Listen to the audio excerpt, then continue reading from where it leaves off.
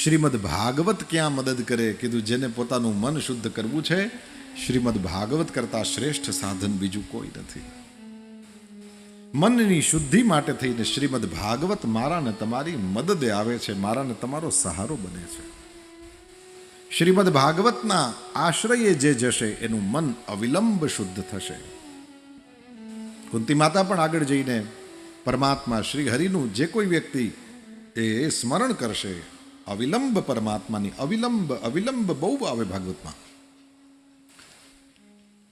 તો અહીંયા પણ જેને મનની શુદ્ધિ કરવી છે એવા વ્યક્તિ માટે થઈને ભાગવત કરતા શ્રેષ્ઠ સાધન નથી. પરંતુ આ ભાગવતની પ્રાપ્તિ અનેક જન્મના પુણ્ય હોય તો થાય.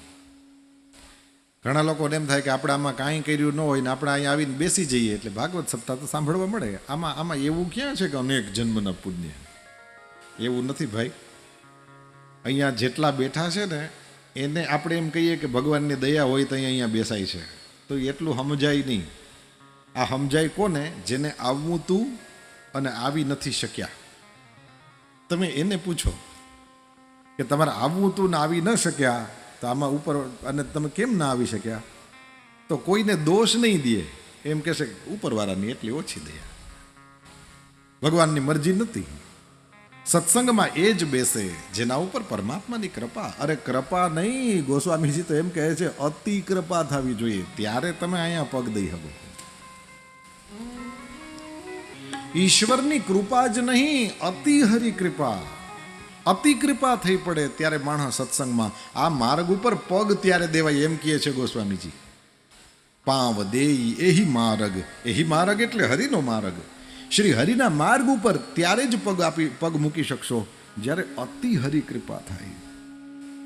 પણ ભૂખ લાગી હોય એને રોટલાની કિંમત થાય.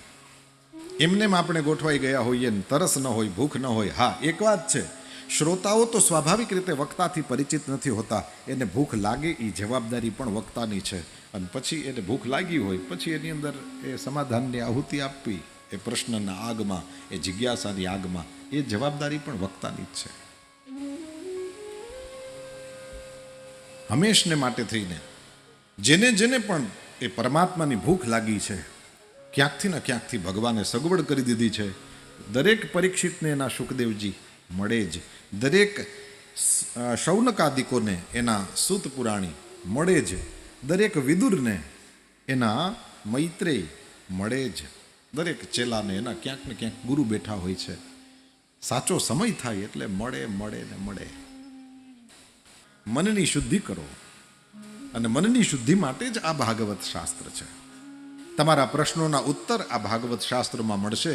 કળિયુગની અંદર તો આ સુખદેવજીના દ્વારા ગાવામાં આવેલું ભાગવત જ મનની શુદ્ધિ માટે સરળથી સરળ ઉપાય છે. એ તસ્માદ અપરમ કિંચિન મનઃ શુદ્ધ્યૈ ન વિદ્યતે.